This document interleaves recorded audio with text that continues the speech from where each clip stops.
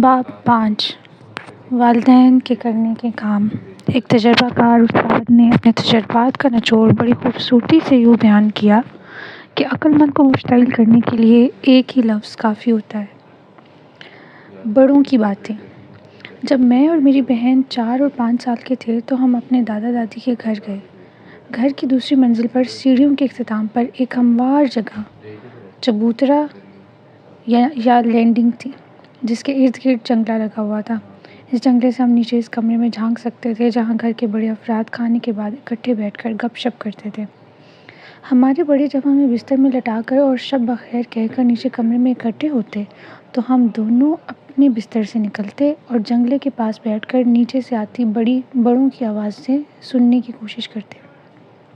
ان کی گفتگو کے صرف چند الفاظ ہی ہمارے کانوں میں پڑتے تھے اور ہمیں بالکل اندازہ نہیں ہوتا تھا کہ وہ کس بارے میں گفتگو کر رہے ہیں۔ پھر تھوڑی دیر بعد ہم واپس اپنے بستر میں لیٹ جاتے۔ ایک رات ہم دونوں جنگلے کے پاس بیٹھے بیٹھے سو گئے اور جب ہمارے بڑے سونے کے لیے اوپر آئے تو انہوں نے ہمیں اس طرح سوتا پایا۔ اس کے بعد ہمارے ساتھ کیا ہوا مجھے بالکل یاد نہیں ہے۔ آیا ڈانٹ پڑی یا سزا ملی، آئندہ بستر سے نہ نکلنے کی سختی سے تنبیہ کی گئی، یا کچھ نہیں کہا گیا۔ اس وقت سے لے کر آج تک میں نے بیشتر گھروں میں یہی دیکھا ہے کہ اگر اطراف میں بڑے افراد خوشگوار انداز میں گفتگو کر رہے ہوں تو بچوں کو بستر میں لٹانا اور سلانا ایک مشکل کام ہوتا ہے۔ بچوں کے پاس یہ معلوم کرنے کے لیے کہ گھر کے بڑے کیا کر رہے ہیں بستر سے نکلنے کے کئی بہانے ہوتے ہیں۔ بچوں کا بڑوں کی دلچسپ گفتگو سے دور رہنا ممکن نہیں ہے۔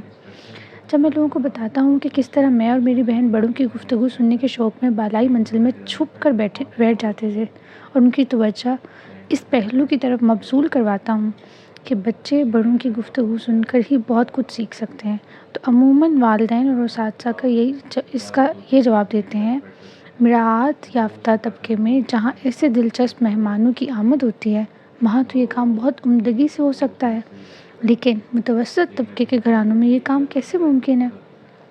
اس ضمن میں پہلی بات تو یہ ہے کہ ہر انسان، خواہ وہ کسی بھی طبقے کا ہو، دلچسپ ہوتا ہے۔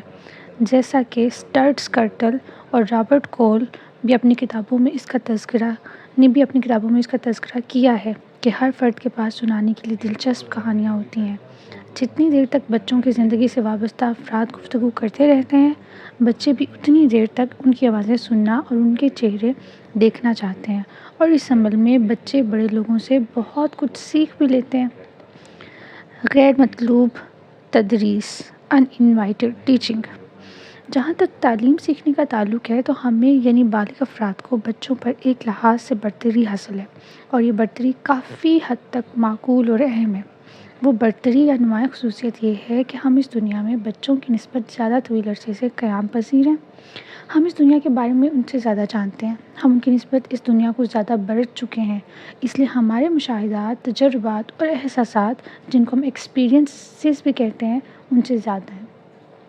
ہم چیزوں کی حقیقت کے بارے میں ان سے زیادہ جانتے ہیں۔ اس دنیا کو دریافت کرنے کے لیے ہمیں جن راستوں پر چلنا ہے ان کا نقشہ ہمارے پاس موجود ہے، لیکن یہ کوئی حقیقی کاغذی نقشہ نہیں ہے، بلکہ اپنے ارد گرد پائی جانے والی دنیا کو جاننے اور سمجھنے کا یہ نقشہ ہمارے ذہن میں موجود ہے۔ یعنی ارد گرد کی دنیا کو جاننے اور سمجھنے کے لیے ہمیں کیا کرنا ہے، ہم اس کا تعین کر لیتے ہیں۔ چونکہ بالغ افراد عمر اور تجربے کے لحاظ سے بچوں پر فوقیت رکھتے ہیں، لہٰذا بالغ افراد کو بچوں کے لیے یہ کام کرنا چاہیے کہ وہ دنیا اور اس میں رہنے والے لوگوں کو بچوں کے لیے نہ صرف قابل رسائی بنائیں بلکہ بچوں کے سامنے اس طرح آشکار کریں کہ بچے دنیا اور اس سے متعلق چیزوں کو آسانی سے سمجھ سکیں۔ ان سطور میں جو لفظ اہمیت کا حامل ہے وہ ہے رسائی۔ اس سے مراد ہے لوگوں، مقامات اور تجربات کو بچوں کی پہنچ میں لانا۔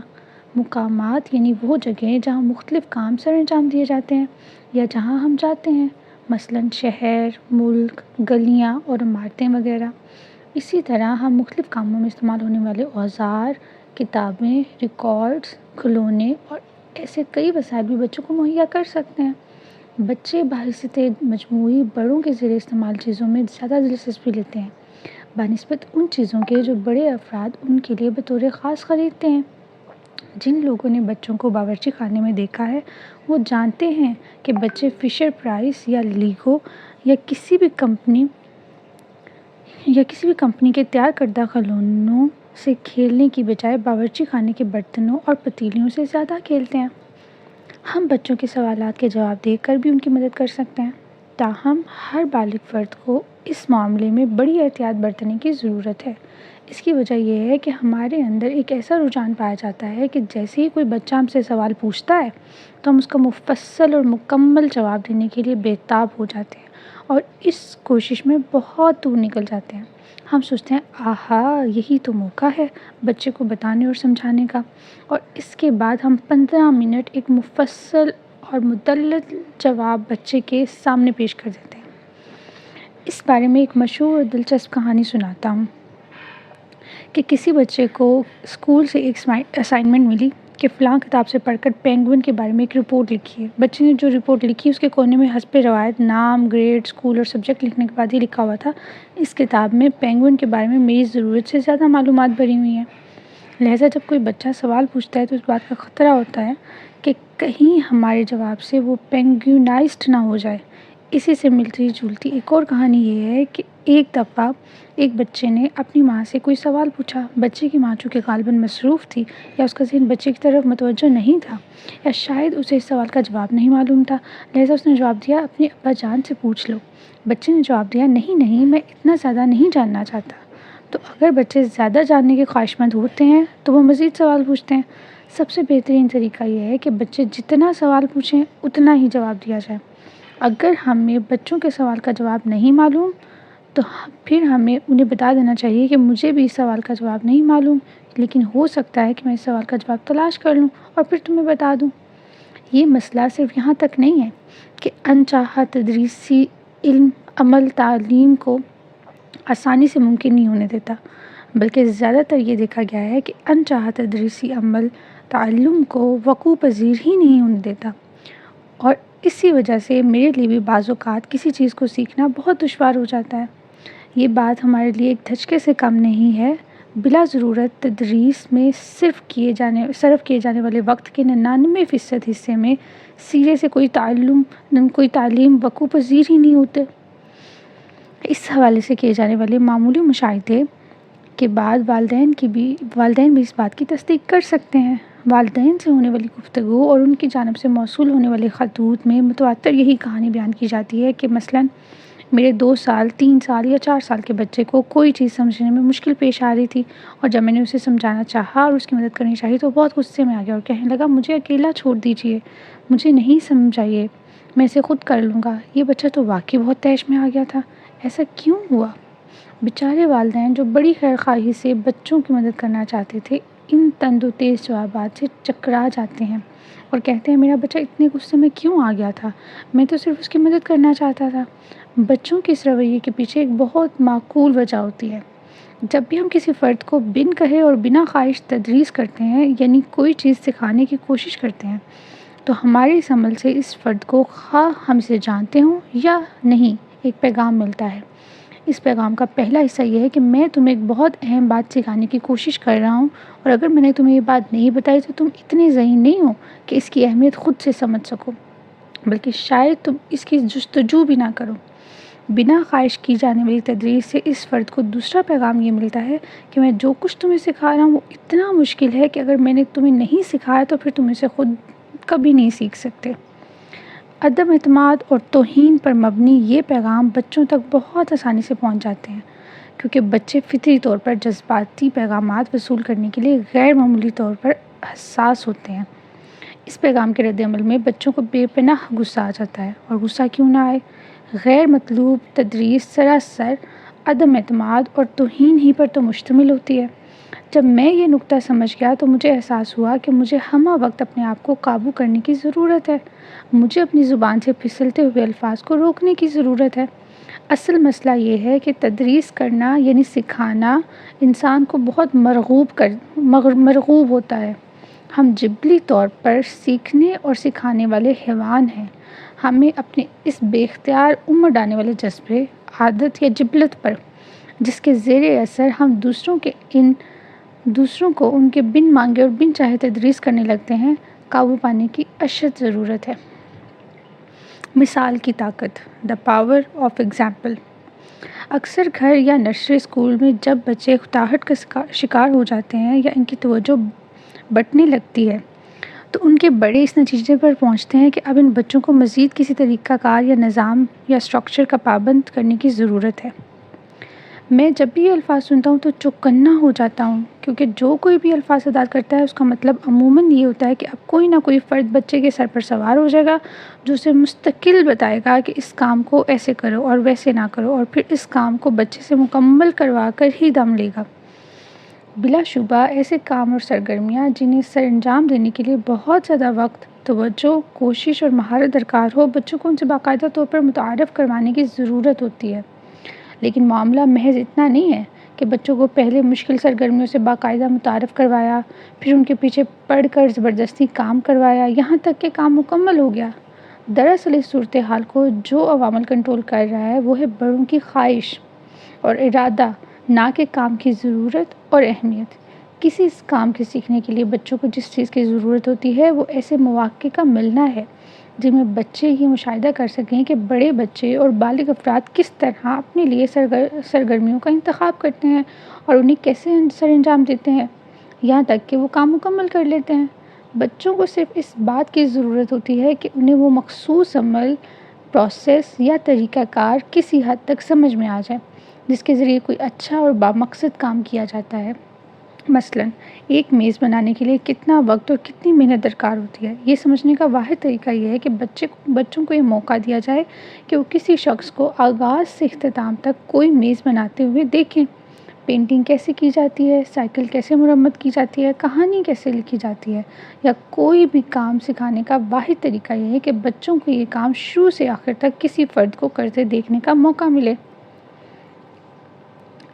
NY لیلی اسکول ڈنمارک میں واقع ایک چھوٹا لیکن بہت زبردست اسکول ہے جس کا میں پہلے بھی ذکر کر چکا ہوں۔ اس اسکول کے 6 بالغ اور تجربہ کار اساتذہ یہاں آنے سے قبل بہت سے کام کرنا جانتے تھے، چنانچہ ان اساتذہ کے ذریعے کئی ہنر بھی اسکول تک پہنچ گئے۔ یہ ہنر ظاہری ہونے کے ساتھ ساتھ دلچسپ بھی تھے۔ ان اساتذہ میں سے ایک خاتون موسیقار اور رقاصہ تھیں اور ایک خاتون کپڑا بننے کا کام جانتی تھیں۔ کئی مرد اساتذہ لکڑی اور دھات کے اوزاروں سے کام لینا جانتے تھے۔ ایک استاد نے تو اسکول میں بیس وائل، ایک ساز کا نام ہے، وہ بھی خود بنایا تھا۔ یہ ایک مشکل ساز تھا اور اس کے بننے میں کافی وقت لگا تھا۔ اس کام میں استاد کے ساتھ کچھ بڑے بچے بھی شریک تھے اور نسبتاً چھوٹے بچے ارد گرد گھومتے رہتے تھے۔ کبھی وہ تھوڑی بہت مدد کر دیتے یا کبھی سوالات پوچھ لیتے تھے۔ جو بچے زیادہ چھوٹے تھے وہ بھی ذرا سی دیر کے لیے اس کام کو ہوتا دیکھتے، مگر بے توجہی کے ساتھ۔ لیکن پھر بھی ان چھوٹے بچوں کو معلوم تھا کہ یہاں کیا کام کیا جا رہا ہے اور وہ اس کام کے بڑھنے کے مدارج سے بھی واقف تھے۔ بچے ہر کام کو وقوع پذیر ہوتے دیکھنا چاہتے ہیں۔ کھانا پکانا اور بیکنگ خاص طور پر 2 ایسی مہارتیں ہیں جنہیں ہر بچہ انجام دینا چاہتا ہے، کیونکہ ان کاموں میں چیزوں کی شکل و ساخت بدل جاتی ہے۔ ٹائپنگ، کتاب بنانا اور اس کی جلد باندھنا بھی ایسے کام ہیں جن میں بچے دلچسپی لے سکتے ہیں۔ یہ ہاتھ سے کیے جانے والے ایسے کام ہیں جن میں بچے دلچسپی لے سکتے ہیں۔ بالغ افراد کو جو بھی ہنر یا کام آتے ہیں انہیں بچوں کے سامنے اس طرح استعمال کرنا چاہیے تاکہ بچے دیکھ سکیں کہ کام کیسے کیا جاتا ہے۔ ایسی صورت میں جب بڑوں کو کوئی ہنر نہ آتا ہو، حالانکہ اس کا امکان بہت کم ہے، تو بڑوں کو کوئی نہ کوئی ہنر ضرور سیکھنا چاہیے، خواہ وہ ٹائپنگ جیسا آسان کام ہی کیوں نہ ہو، اور بچوں کو یہ موقع دینا چاہیے کہ وہ بڑوں کو یہ ہنر یا کام سیکھتے ہوئے دیکھ سکیں۔ بالغ افراد کو چاہیے کہ اس کام یا ہنر کو استعمال کرتے ہوئے بچوں کو اپنے ساتھ شریک ہونے کی دعوت دیں۔ اس طرح بچے زیادہ سے زیادہ توانائی، اخلاص اور مہارت کے ساتھ بڑوں کی سرگرمیوں میں شریک ہوتے جائیں گے اور ان کی دلچسپی بالغ افراد کی سنجیدہ، بامقصد اور قابل قدر سرگرمیوں میں بڑھتی جائے گی۔ اکثر والدین کا یہ کہنا ہے کہ ان کا کام ترقی کے اعتبار سے اتنا متاثر کن نہیں ہوتا جتنا مثلاً کسی کشتی بنانے والے کا ہوتا ہے۔ یہ سن کر میں ان کے سامنے اپنی مثال دیتا ہوں۔ تصنیف و تالیف یعنی لکھنا لکھانا ایک ایسا کام ہے جو کسی ترخوان یا کسان کے کام کی نسبت آسانی سے سمجھ میں آ جاتا ہے، لیکن ضروری نہیں کہ بچے اسے بے معنی اور غیر دلچسپ یا اوپیک سمجھیں۔ تصنیف و تالیف یعنی رائٹنگ ایک باقاعدہ طریقہ کار ہے جس کے لیے وقت درکار ہوتا ہے۔ مثلاً میں بے ترتیب نوٹس اور رف مواد کی مدد سے تحریر کا آغاز کرتا ہوں۔ پہلے ایک رف ڈرافٹ بناتا ہوں، اس کی تصحیح کرتا ہوں، اس میں رد و بدل کرتا ہوں اور آخر کار ایک ایسا ڈرافٹ بنا لیتا ہوں جس میں تسلسل اور روانی ہوتی ہے۔ پھر ایڈیٹنگ کی غرض سے ڈرافٹ کسی فرد کے حوالے کرتا ہوں، نظر ڈالتا ہوں کہ کیا یہ پروف کے لیے بھیجا جا سکتا ہے۔ آخر کار میں اسے کسی اخبار یا میگزین میں چھپنے کے لیے بھیج دیتا ہوں۔ میرے تحریر کردہ مضامین کا بچوں کی سمجھ سے بالاتر ہونا عین ممکن ہے، لیکن اس پورے طریقہ کار میں انجام دیے جانے والے میرے دیگر کام بچوں کی دلچسپی کا باعث بن سکتے ہیں۔ ایسے والدین جو مصنف بھی ہیں وہ اپنے بچوں کو اپنا کیا گیا کام دکھا سکتے ہیں، بچوں سے اس کے متعلق ایک مختصر سی بات کر سکتے ہیں جتنی بات بچہ کرنا چاہے۔ مثلاً اس کے بعد اب وہ والدین کیا کریں گے اور کیوں کریں گے وغیرہ۔ اگر والدین کا کام چھپ جائے تو یہ والدین بچوں کو اپنا مطبوعہ کام بھی دکھا سکتے ہیں۔ اس کے علاوہ یہ والدین کسی خاص مضمون کے بارے میں اپنے تمام نوٹس اور رف ڈرافٹس اکٹھے کر کے ایک بڑے گتے یا کارڈ بورڈ پر بھی لگا سکتے ہیں تاکہ آغاز سے اختتام تک ہر مرحلہ بچوں کی نظر کے سامنے آ جائے۔ اسکول کے لیے بھی یہ سرگرمی آسان اور دلچسپ ثابت ہوگی۔ اس سے بچوں کو کچھ ایسی معلومات حاصل ہوں گی جن کے متعلق انہوں نے کبھی نہیں سوچا۔ مثلاً کسی سنجیدہ تحریر کو لکھنے کے لیے کتنا زیادہ وقت اور محنت درکار ہوتی ہے۔ کچھ وقت پر محیط کسی طریقہ کار کی محض عمومی سمجھ بوجھ حاصل کرنا بچوں کی خواہش ہی نہیں بلکہ ان کی ضرورت بھی ہے۔ اکثر کاموں میں یہ طریقہ کار واضح طور پر دکھائی بھی دیتا ہے۔ اس ضمن میں اگر والدین بچوں کو اپنے کام کرنے کی جگہیں مثلاً دفاتر یا کارخانے وغیرہ نہیں دکھا سکتے تو انہیں کم از کم اس سے ملتی جلتی یا ان سے متعلق چیزیں ضرور دکھانی چاہیے۔ مثال کے طور پر کسی صحافی کے بچے کے لیے کسی چھوٹے سے آفس پریس کا دورہ کرنا بہت مفید ثابت ہوگا۔ اس جگہ کی آوازیں، ماحول، کاغذوں کا مشین میں جانا اور چھپے ہوئے مواد کے ساتھ مشین سے برآمد ہونا، یہ سب کچھ بچوں کو اپنے ذہن میں جکڑ سکتا ہے۔ بچوں کے لیے یہ منظر دیکھنا تحیر سے بھرپور ہوگا، لیکن وہ اس سے یہ محسوس کر لیں گے کہ بالغ افراد اس عمل کو سمجھتے ہیں اور اس پر کنٹرول بھی حاصل کر لیتے ہیں، تو اسی طرح وہ بھی اگر چاہیں تو ایک دن یہ کام کر لیں گے۔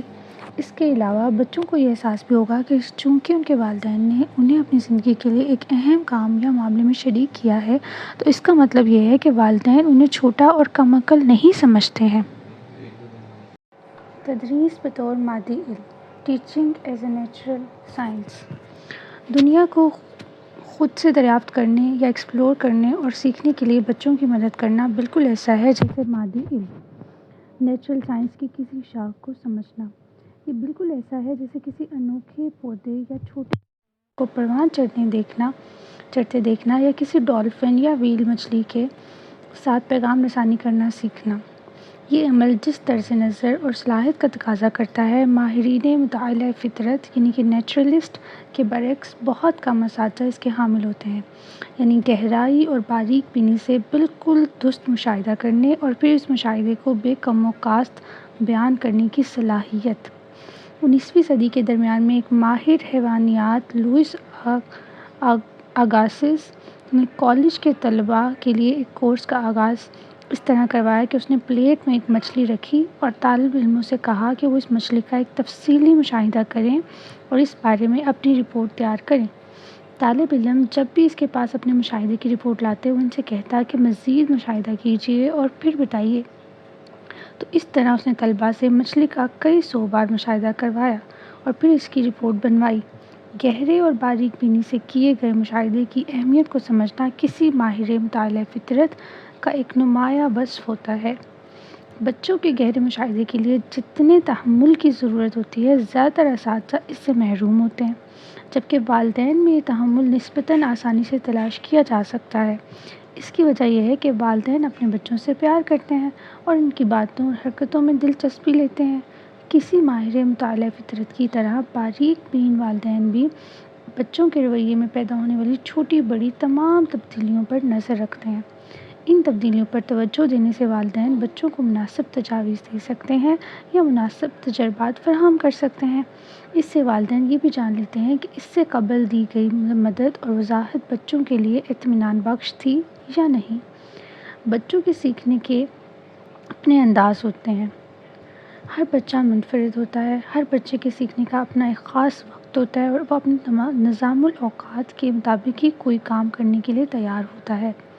اسی طرح ہر بچے کے کام کرنے کی اپنی رفتار ہوتی ہے اور وہ اسی کے مطابق کام کرتا ہے۔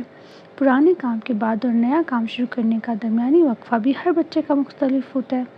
جب ہم بچوں کو کوئی ہدایت دینے کی کوشش کرتے ہیں یا ان کے سیکھنے کے نظام الاوقات اور انداز کو تبدیل کرتے ہیں یا ان میں کسی بھی قسم کی مداخلت کرتے ہیں تو ایسا کرنے سے ہم ان کے سیکھنے کی رفتار کم کر دیتے ہیں، بلکہ بعض اوقات بالکل روک دیتے ہیں۔ چھوٹے بچے میں اس کا بہت آسانی سے مشاہدہ کیا جا سکتا ہے کیونکہ چھوٹے بچوں میں نتائج تعلم بآسانی دیکھے جا سکتے ہیں۔ مثلاً سادہ مہارتیں حاصل کرنا، حروف کے نام اور نئے الفاظ بولنا وغیرہ۔ مثال کے طور پر اگر ایک بچہ ہم سے حروف کے نام پوچھتا ہے اور ہم جواب دینے کی بجائے سے مزید سوالات پوچھنا شروع کر دیتے ہیں تو وہ رک جاتا ہے، بلکہ جستجو کا عمل بالکل ختم ہو جاتا ہے۔ چھوٹے بچوں میں ہم اس کا مشاہدہ بھی کر سکتے ہیں۔ نوجوان بچوں کے رویے میں پیدا ہونے والی تبدیلیاں بہت واضح اور بڑی ہوتی ہیں۔ ان بچوں نے ابھی اپنی سوچ، رویے اور عمل کو چھپانا نہیں سیکھا ہوتا اور وہ اس کی کوشش بھی نہیں کرتے تھے۔ بڑے بچے بڑوں کو دھوکہ دینا اور اپنے آپ کو بڑوں سے چھپانا سیکھ سکتے ہیں۔ خوف ایک ایسا محرک ہے جس کی وجہ سے پہلی کلاس کے بچے بھی چھپانے کے ماہر ہو جاتے ہیں اور ہیلے بہانے سے کام لینا سیکھ لیتے ہیں۔ ہاؤ چلڈرن فیل لکھنے کے دوران کئی مہینوں کے مشاہدے اور ارک ریزی سے نوٹس لینے کے بعد ہی میں بچوں میں موجود خود شکستگی پر مبنی سیلف ڈیفیٹنگ بیہیویئر دیکھ سکا تھا جو میری 5ویں کلاس کے بچے چھپانا سیکھ گئے تھے۔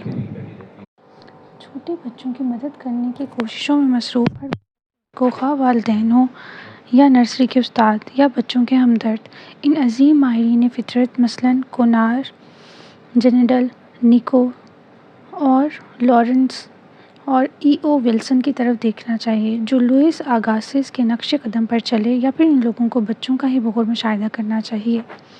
سائنس بلا شبہ صرف سائنسدانوں کی جاگیر نہیں ہے، بلکہ ایک ایسا طریقہ کار ہے جس کا استعمال کرتے ہوئے ہم کوئی معمہ یا مسئلہ حل کر لیتے ہیں۔ بچے، جیسا کہ میں پہلے بھی ذکر کر چکا ہوں، ہمہ وقت کسی سائنسدان کی طرح کام کرتے ہیں، یعنی وہ دیکھتے ہیں، متوجہ ہوتے ہیں، سوچتے ہیں، نظریات قائم کرتے ہیں، انہیں جانچتے ہیں اور اگر ضرورت پڑے تو انہیں تبدیل بھی کر لیتے ہیں۔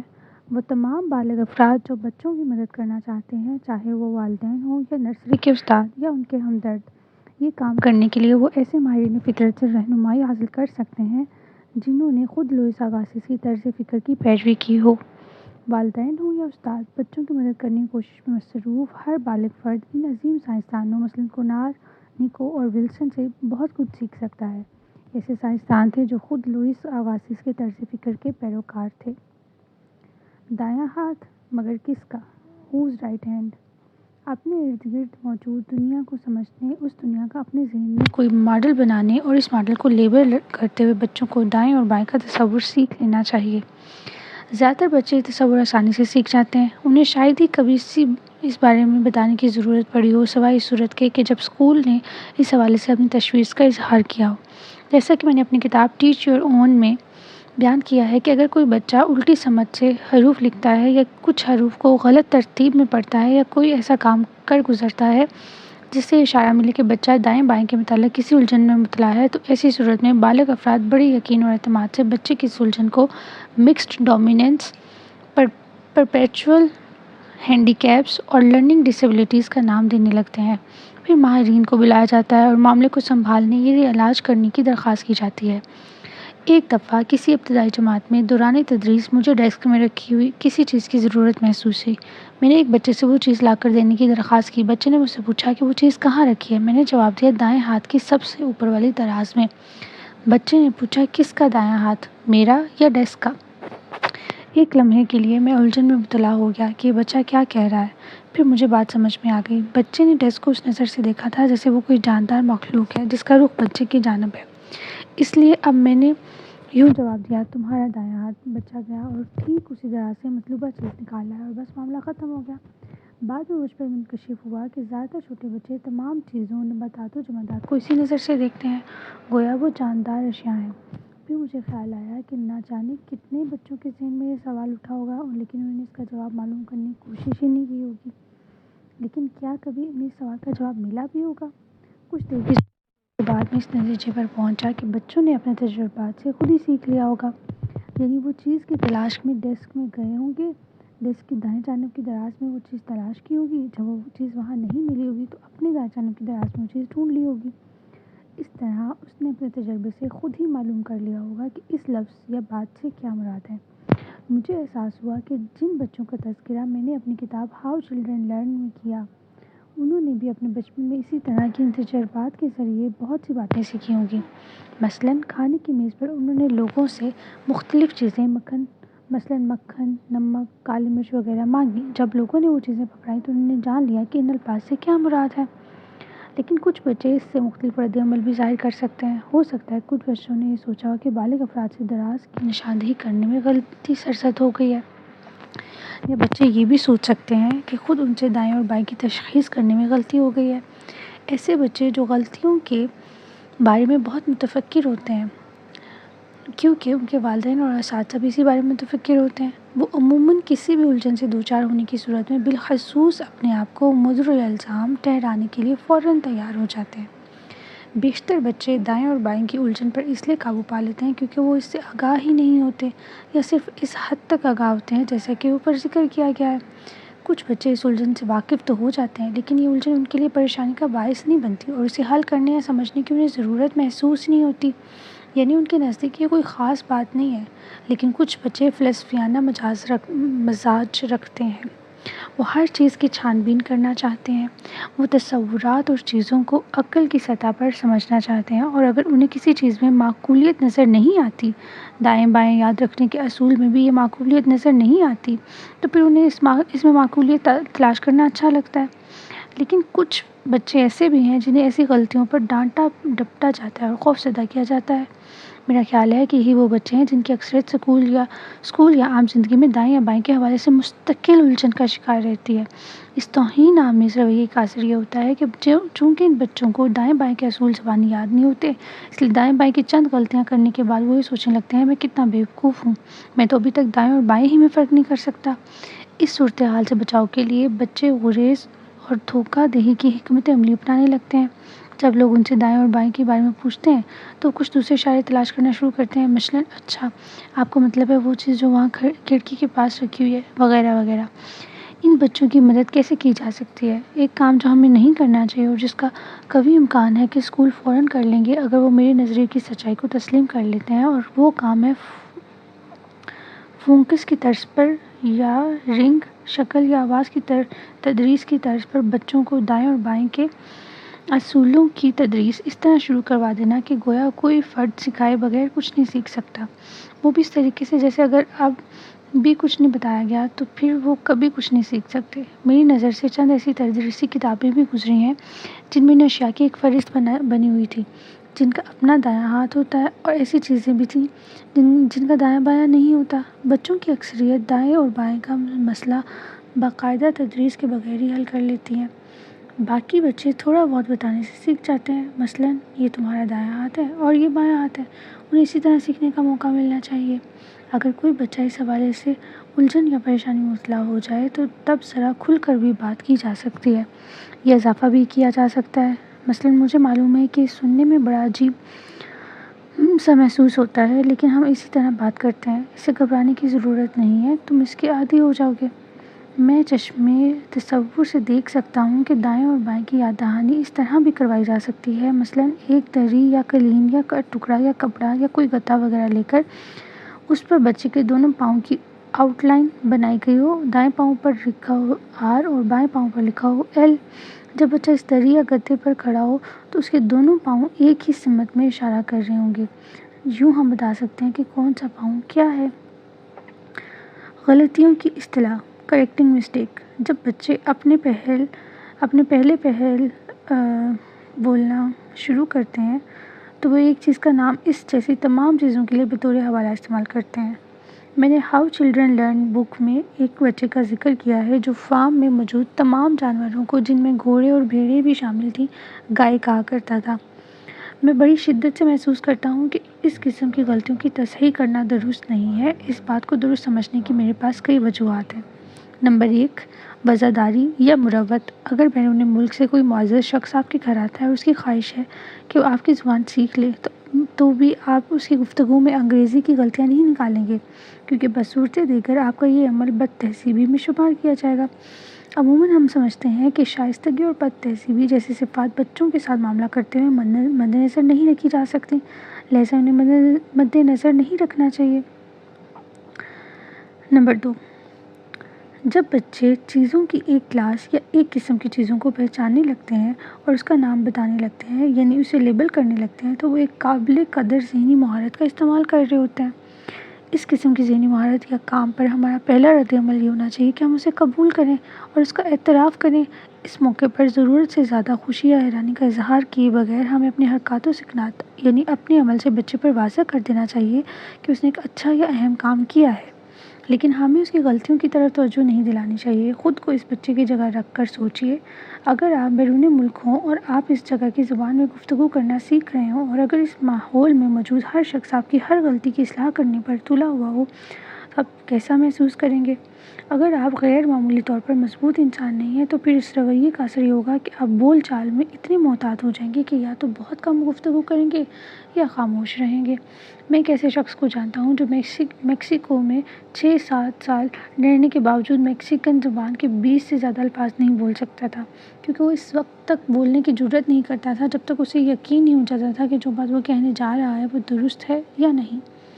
نمبر 3، ہو سکتا ہے کہ کسی کا یہ خیال ہو کہ اگر ہم اپنے بچوں کو کچھ نہیں بتاتے یا کچھ نہیں کرتے تو پھر ہم اپنے بچوں کو سیکھنے کے عمل میں کیسے سہولت بہم پہنچا سکتے ہیں، یعنی سیکھنے کے عمل میں ہم ان کی مدد کیسے کریں گے۔ ہم بچوں کو اس طرح سہولت پہنچا سکتے ہیں کہ ہم بالغ بڑے افراد بچوں کے سامنے خود درست زبان کا استعمال کریں، یعنی درست زبان میں گفتگو کریں۔ بچوں کے لیے بس اتنی مدد کافی ہے۔ مثلاً اگر آپس میں گفتگو کرتے ہوئے لوگ فارم کے تمام جانوروں کے لیے گائے کا لفظ استعمال کرنے کے بجائے گھوڑے کو گھوڑا اور بھیڑ کو بھیڑ ہی کہتے ہیں، تو چھوٹے بچے بہت جلد ان جانوروں کا درست نام سیکھ جائیں گے۔ مختصراً میں یہ کہنا چاہتا ہوں کہ بچوں کی مدد کرنے کے لیے ہمیں بچوں کو باقاعدہ تدریس کرنے اور غلطیوں کی باقاعدہ تصحیح کرنے کی ضرورت نہیں ہے۔ نمبر 4، بچے کو اگر کسی اصول یا بات کی تدریس کرنے سے بہتر ہے کہ بچے خود وہ بات یا اصول اخذ کر لیں جو انہیں بتایا یا سکھایا جا رہا ہے۔ یہ طرز فکر بغیر کسی استثناء کے ہمیشہ درست ثابت ہوتی ہے، الا یہ کہ سیکھنے کے عمل میں بچے کی جان کو کوئی خطرہ درپیش ہو۔ مثلاً سڑک پر دوڑتے ہوئے بچوں کو گاڑیوں کی موجودگی سے مطلع کرنا۔ لیکن فکر اور سوچ میں تبدیلی لانے والے معاملات یعنی انٹلیکچول میٹرز میں اس حوالے سے میں کوئی رائے تسلیم نہیں کرتا۔ اس طرز فکر کو اپنانے سے 2 فائدے ہوتے ہیں۔ پہلا فائدہ یہ ہے کہ بچہ جو کچھ خود سیکھتا ہے دریافت کرتا ہے وہ اسے ہمیشہ یاد رہتا ہے۔ دوسرا اور زیادہ اہم فائدہ یہ ہوتا ہے کہ جتنی بار بچہ اصول دریافت کرتا ہے اس کا اپنے اوپر اعتماد اتنا زیادہ بڑھتا ہے، یعنی اس کا اپنے دریافت کرنے اور سوچنے کی صلاحیت پر اعتماد قائم ہو جاتا ہے۔ نمبر 5، غلطیوں کی اصلاح اگر بہت شائستگی اور احترام سے کی جائے تو پھر ایسی اصلاح املا کی غلطیاں درست کرنے سے مختلف عمل بن جائے گا۔ یہ سوچنا اپنے آپ کو بیوقوف بنانے کے مترادف ہے۔ کسی غیر معمولی صورتحال میں بڑی حکمت سے کام لیتے ہوئے آپ کسی بالغ فرد کی اصلاح تو کر سکتے ہیں، لیکن اصلاح کا عمل اس کے محسوسات کو کسی نہ کسی حد تک ٹھیس ضرور پہنچائے گا۔ ہم کسی طرح یہ مفروضہ قائم کر سکتے ہیں کہ بچے جن کی اپنی خودی یا خود شناسی یا توقیر ذات کا احساس بالغ افراد سے کہیں زیادہ کمزور ہوتا ہے، اصلاح کو بڑی آرام سے قبول کر لیں گے۔ میں تو یہاں تک کہوں گا کہ 100 میں سے 99 واقعات میں بچے اصلاح یا تصحیح کے عمل کو ایک ملامت کے طور پر ہی لیتے ہیں، خواہ اس وقت ہم کتنے ہی پرجوش ہوں یا ہمارا مزاج بہت خوشگوار ہو یا ہم کتنے پرسکون ہوں یا ہمارا انداز ترغیبانہ ہی کیوں نہ ہو۔ اس معاملے میں آپ مجھے بہت کٹر اور مضبوط عقیدے کا مالک پائیں گے، کیونکہ میں ایسے بہت سے واقعات اپنی آنکھوں سے دیکھ چکا ہوں۔ نمبر 7، بچے سیکھنا چاہتے ہیں۔ یہ بات ایک طرح سے سچ ہے اور ایک طرح سے گمراہ کن۔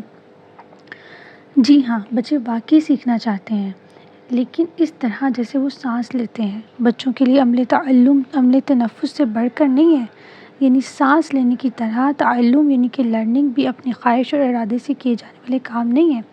بچے اس طرح نہیں سوچتے کہ اچھا تو اب میں فلاں کام سیکھنے والا ہوں۔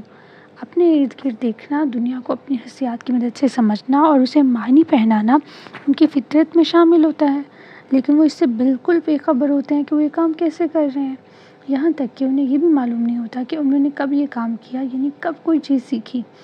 بچوں کے معاملے میں سب سے بڑی غلطی یہ کرتے ہیں کہ ہم بچوں کو ان کی تعلم کے حوالے سے خود آگاہ کر دیتے ہیں، سیلف کانشیس۔ اس کا نتیجہ یہ نکلتا ہے کہ بچے اپنے بارے میں شک میں مبتلا ہو جاتے ہیں، کیا میں واقعی سیکھ رہا ہوں یا نہیں۔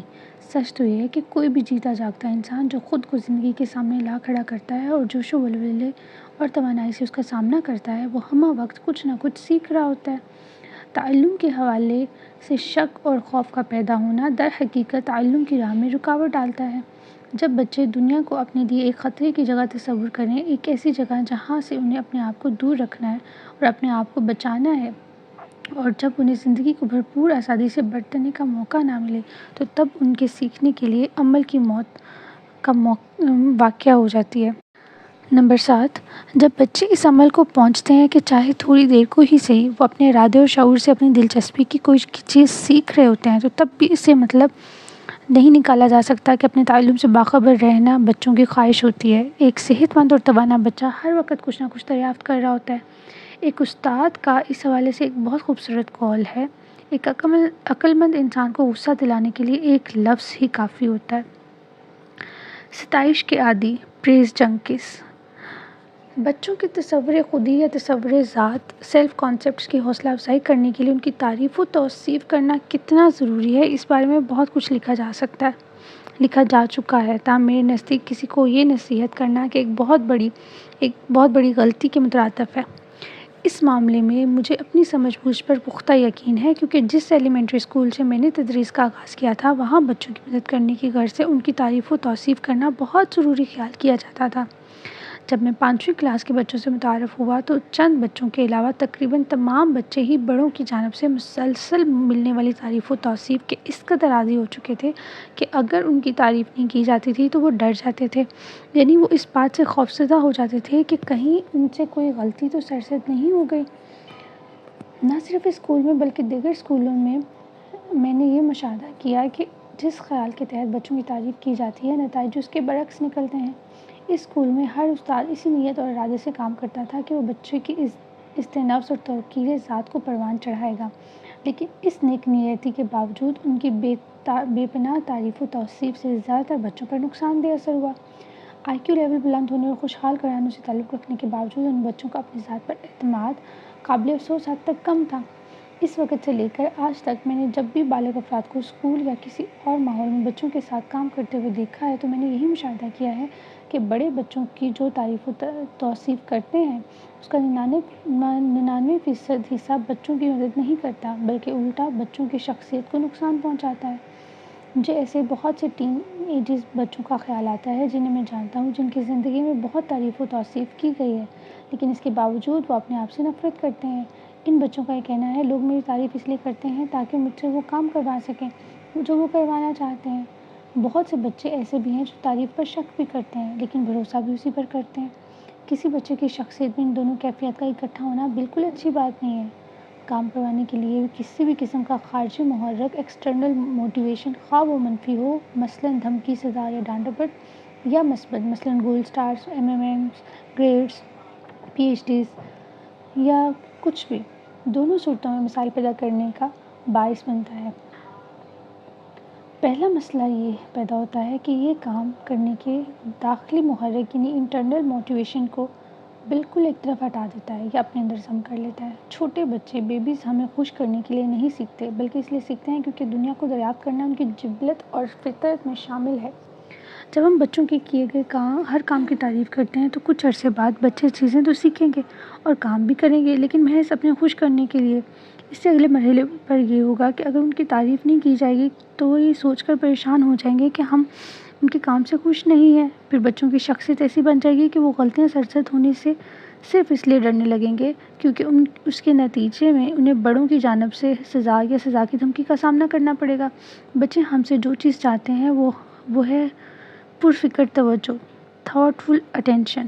بچوں کی تمنا یہ ہوتی ہے کہ ہم ان کی موجودگی سے باخبر ہوں اور جو کام وہ کر رہے ہیں ہم اس پر اپنی توجہ دیں، ان کے کیے گئے کام کو سنجیدگی سے لیں اور انسان ہونے کے ناطے نہ صرف ان پر بھروسہ کریں بلکہ ان کے ساتھ عزت و تکریم سے پیش آئیں۔ بچے ہم سے تعریف کے نہیں بلکہ مروت اور شائستگی کے طلبگار ہوتے ہیں۔ انچاہی مدد، انوانٹیڈ ہیلپ۔ کچھ عرصہ پہلے آفس میں ایک ایسا واقعہ پیش آیا جس نے ایک دفعہ پھر مجھ پر واضح کر دیا کہ بچے اپنے احساس فخر یا احساس وقار، sense of pride and dignity کے حوالے سے شدت پسند ہونے کے ساتھ بہت نازک مزاج بھی ہوتے ہیں۔ ہمیں ان کے جذبات کا پاس رکھنے میں بہت احتیاط برتنے کی ضرورت ہے، بالخصوص اس وقت جب ہم ان کی بھلائی کا سوچ رہے ہوں۔ ایک خاتون اپنی 18 ماہ کی بیٹی کے ساتھ آفس میں آئی۔ خاتون خریداری کی غرض سے کچھ کتابیں دیکھنے لگی تو بچی نے آفس کو دریافت کرنا شروع کر دیا۔ ماں نے 4 کتابیں پسند کر لیں۔ بچی نے کتابوں کو خود اٹھانا چاہا تو ایک کتاب باقی کتابوں میں سے پھسلی اور نیچے فرش پر گر گئی۔ بچی مایوس ہوئی اور چڑھنے لگی۔ مجھے بہت واضح طور پر محسوس ہو گیا تھا کہ بچی کو کتاب کا گرنا پسند نہیں آیا ہے، لہٰذا میں نے اس کی مدد کے ذریعے کے خیال سے سوچا کہ مجھے کتابوں کو کسی ربر بینڈ کی مدد سے باندھ دینا چاہیے۔ میں نے ایک ربر بینڈ لیا، اسے بچی کے سامنے 4 بار کھینچا تاکہ بچی یہ جان جائے کہ یہ کیا ہے۔ پھر میں نے کتابوں کو ربر بینڈ میں جکڑ دیا۔ بچی نے کتابوں پر ایک نظر ڈالی۔ جیسے ہی اسے احساس ہوا کہ ربر بینڈ نے کتابوں کو سنبھال لیا ہے، اس نے زور زور سے رونا شروع کر دیا۔ چونکہ میں کئی سال چھوٹے بچوں کے ساتھ منسلک رہا ہوں، اس لیے مجھے احساس ہو گیا تھا کہ اصل مسئلہ کیا ہے۔ اس بچے نے کتابوں کے گرد ربر بینڈ باندھنے کے میرے عمل کو اپنے کام پر ایک تبصرہ یا جوابی عمل سمجھا تھا، اور بلا شبہ ایسا ہی تھا، کیونکہ وہ کتابوں کو سنبھال نہیں سکتی تھی۔ یہی بات اسے ٹھیس پہنچانے کا باعث بنی تھی۔ اس کے نزدیک میرے اس عمل کا مطلب یہ تھا کہ گویا میں اس کو یہ بتانا چاہتا ہوں کہ تم اتنی کمزور ہو کہ اگر میں یہ ربر بینڈ نہیں باندھوں گا تو تم ان کتابوں کو نہیں سنبھال سکتی۔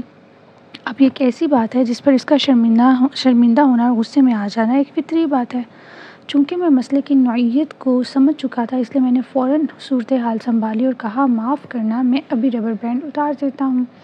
پھر میں نے ایسا ہی کیا۔ بچی فوراً خاموش ہو گئی اور پہلے کی طرح خوش نظر آنے لگی، اگرچہ کہ اب بھی زیادہ خوش نہیں تھی، کیونکہ ابھی اسے بھوک بھی لگ رہی تھی اور وہ کھانا مانگنے کے لیے شور مچا رہی تھی۔ اس واقعے پر جب میں غور کرتا ہوں تو مجھے محسوس ہوتا ہے کہ میں نے ربر بینڈ باندھ کر اس بچی کی جو مدد کی تھی وہ اتنی بڑی غلطی بھی نہیں تھی۔ میں اس بچی کے ہاتھ سے کتاب گر جانے سے پریشان نہیں ہوا تھا، بلکہ کتاب گر جانے سے بچی کا پریشان ہو جانا میرے لیے پریشانی کا باعث تھا۔ اگر حالات مختلف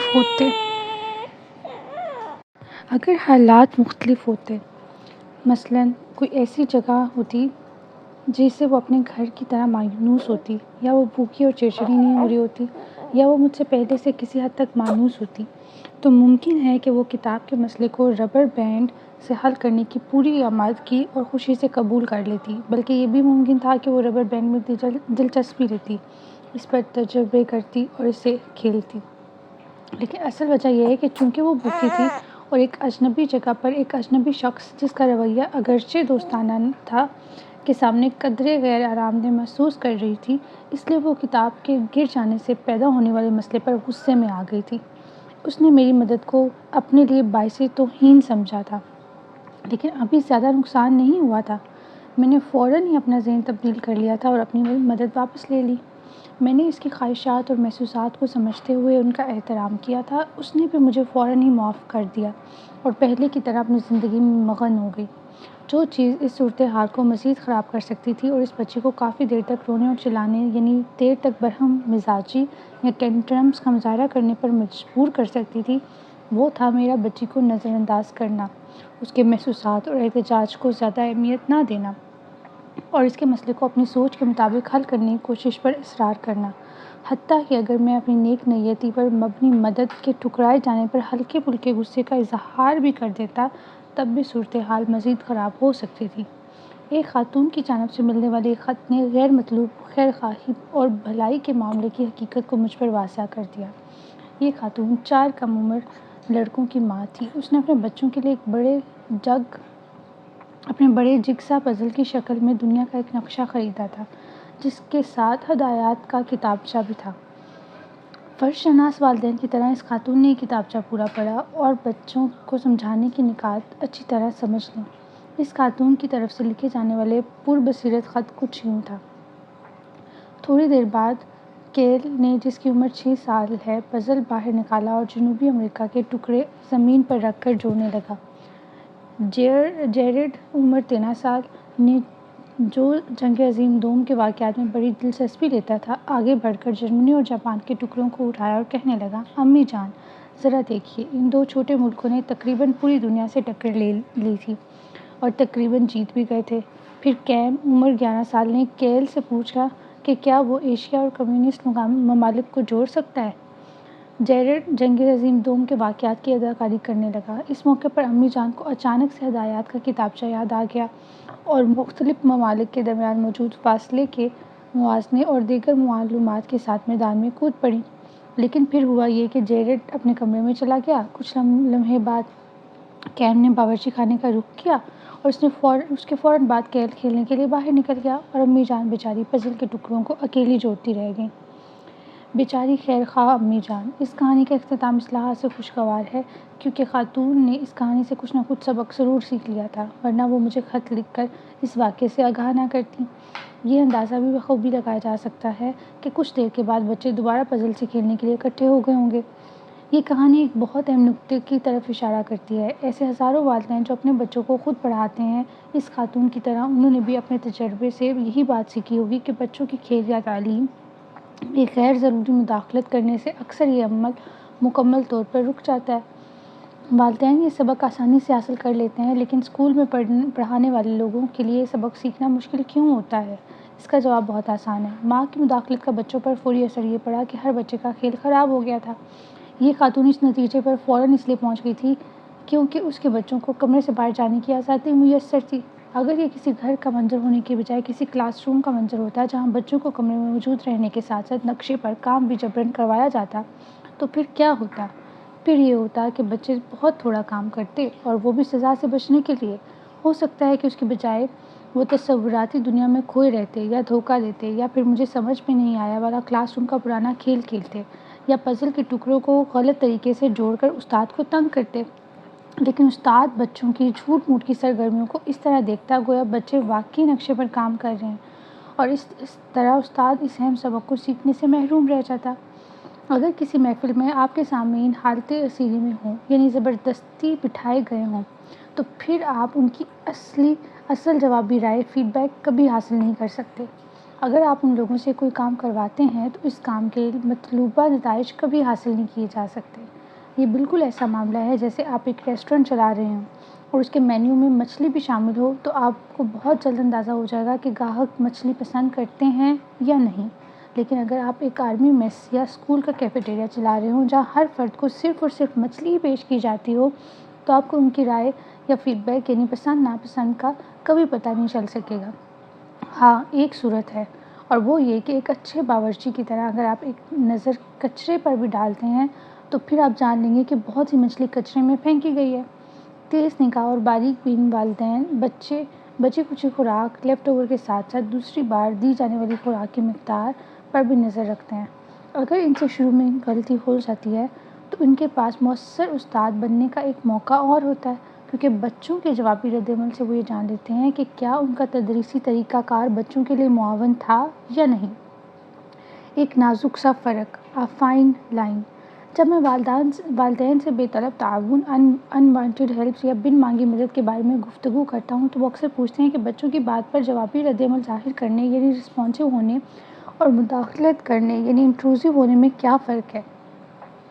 میں انہیں تجویز دیتا ہوں کہ اگر وہ بچوں کو موقع دیں تو بچے خود یہ فرق انہیں بتا دیں گے۔ چونکہ بچے یہ فرق الفاظ میں نہیں بتائیں گے، اس لیے انہیں بچوں کی حرکات و سکنات اور اشاروں کو سمجھنے کے لیے ہر وقت چوکس رہنا پڑے گا۔ اس صورتحال کی کڑی آزمائش اپنے جذبات و محسوسات کو اس وقت ٹھیس نہ لگنے دینا ہے جب بچوں کی جانب سے اشارہ موصول ہوا کہ مجھے اکیلا چھوڑ دیں، میں خود یہ کام کر لوں گا۔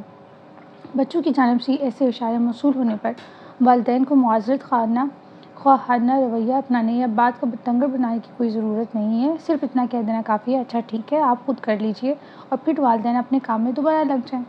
مجموعی طور پر کہا جا سکتا ہے کہ اگر ہم بچوں سے موصول ہونے والے پیغامات اور اشاروں کی نوعیت پر انہیں سزا نہیں سناتے یا ایسے پیغامات بھیجنے پر انہیں شرمندہ نہیں کرتے تو وہ ہمیں اپنی ضرورت کے مطابق بار بار پیغامات بھیجیں گے۔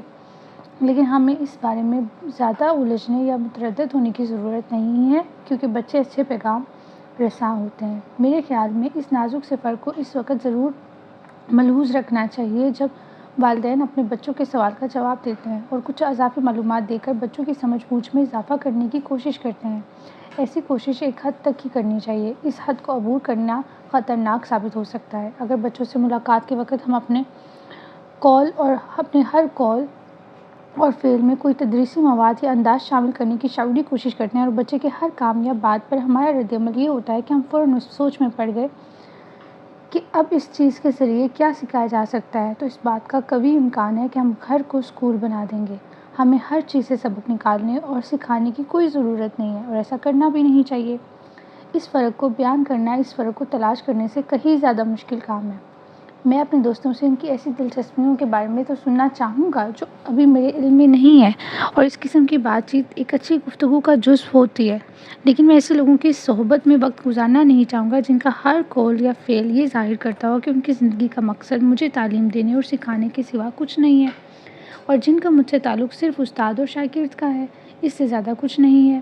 جب آپ کے بچے چھوٹے تھے تو آپ کی ہر بات کا اثر قبول کرتے تھے، آپ کی باتوں کے سحر میں گرفتار ہو جاتے تھے، لیکن جب وہ بڑے ہو گئے اور انہوں نے یہ جان لیا کہ آپ بالغ افراد اور اپنے دوستوں کے ساتھ کس طرح کا طرز گفتگو اختیار کرتے ہیں، تو اب اس فرق کو قبول کرنا ان کے لیے مشکل ہو جائے گا۔ آپ بالغ افراد سے تو کسی اور انداز میں بات کریں، لیکن ان کے ساتھ استادوں والے مخصوص انداز میں گفتگو کریں، کیونکہ بچے اب یہ فرق بھانپ گئے ہیں۔ بظاہر یہ بڑا آسان محسوس ہوتا ہے کہ ہم بچوں کو کھیل کھیل میں کسی ایسی سرگرمی میں شامل کر لیں جس کو وہ خود نہ سمجھ سکیں، لیکن انہیں اس میں مزہ آ رہا ہو، اور پھر اس سرگرمی کی آڑ لیتے ہوئے ہم غیر محسوس طریقے سے انہیں کچھ ہدایات دے دیں۔ پھر اگر بچہ یوں کہتا ہے اس میں تو مزہ آ رہا ہے، یا یوں یاد دلاتا ہے امی آپ نے بلاکس کے ساتھ کیا کیا تھا، آئیے دوبارہ پھر وہی کرتے ہیں، تو اس کا مطلب ہے کہ امی جان کا راستہ یہ طریقہ کار ٹھیک ہے۔ ایسا نہیں ہے کہ بچوں کو کوئی تجویز دینا غلط بات ہے، لیکن کچھ حوالوں سے اس بارے میں محتاط ہونے کی ضرورت ہے۔ سب سے پہلے تو یہ ہے کہ بچے اور والدین دونوں کو یہ معلوم ہونا چاہیے کہ محض ایک تجویز ہی ہے جس سے اگر بچہ چاہے تو رد بھی کر سکتا ہے۔ اگر بچہ کسی تجویز کو فوراً قبول نہیں کرتا، یا قبول تو کرتا ہے لیکن کوئی جوش و خروش نہیں دکھاتا، تو پھر اس تجویز کو ترک کرنا ہی بہتر ہے۔ بچوں کو ہیلے بہانے سے کسی چیز کی طرف راغب نہ کیجیے، اور کسی سرگرمی کو اس مفروضے کی بنیاد پر بھی مسلسل جاری نہ رکھیے کہ آخرکار بچہ اسے پسند کر ہی لے گا۔ بالغ افراد کو انکار بھی بطور جواب قبول کرنا سیکھنا چاہیے۔ اگر والدین اس وجہ سے مایوس اور گھائل نظر آئیں کہ بچے نے ان کی تجویز نہیں قبول کی، تو بچے کے ذہن میں یہ سوچ پیدا ہو سکتی ہے کہ امی اور ابا کی بات مان لینا ہی بہتر ہے، ورنہ وہ برا مان جائیں گے۔ والدین کی ناراضگی کے صرف احساس سے نہیں بلکہ اس احساس کے خوف سے بھی بچوں سے اپنی مرضی کے کام کروائے جا سکتے ہیں، لیکن تربیت کا یہ انداز والدین کی روک ٹوک اور ہدایات دینے کے روایتی طریقے سے زیادہ بدتر ہے۔ تجاویز قبول نہ کیے جانے پر اگر والدین کے احساسات مجروح ہو جاتے ہیں تو پھر انہیں بچوں کو تجاویز نہیں دینی چاہیے۔ یہاں تک کہ اگر بچے کسی کھیل کے متعلق دی گئی تجویز پر عمل کر رہے ہیں تب بھی زیادہ تجاویز نہیں دینی چاہیے۔ بچوں کو دی گئی تجاویز اگر ضرورت سے زیادہ سہل ہوں اور بہت واضح ترتیب میں ہوں تو بچوں کو خود سے سوچنے کا موقع نہیں ملے گا۔ اس سے بڑھ کر وہ یہ بھی سوچ سکتے ہیں کہ تمام اچھے خیالات بڑوں کے پاس ہوتے ہیں، یوں وہ ہم پر انحصار کرنے لگتے ہیں۔ بچوں کا دل بہلانے اور تفریح کروانے کا کام مختصر وقت کے لیے ہو تو ٹھیک ہے، ہم اپنا تمام وقت بچوں کا دل بہلانے اور لبھانے میں لگا دیں، یہ ایک بے معنی بات ہے۔ زندگی میں ہماری اور بھی ذمہ داریاں ہیں، لہذا اچھے عمل اور عمدہ خیالات رکھنے کے باوجود اعتدال کی راہ اپنانا بہت ضروری ہے۔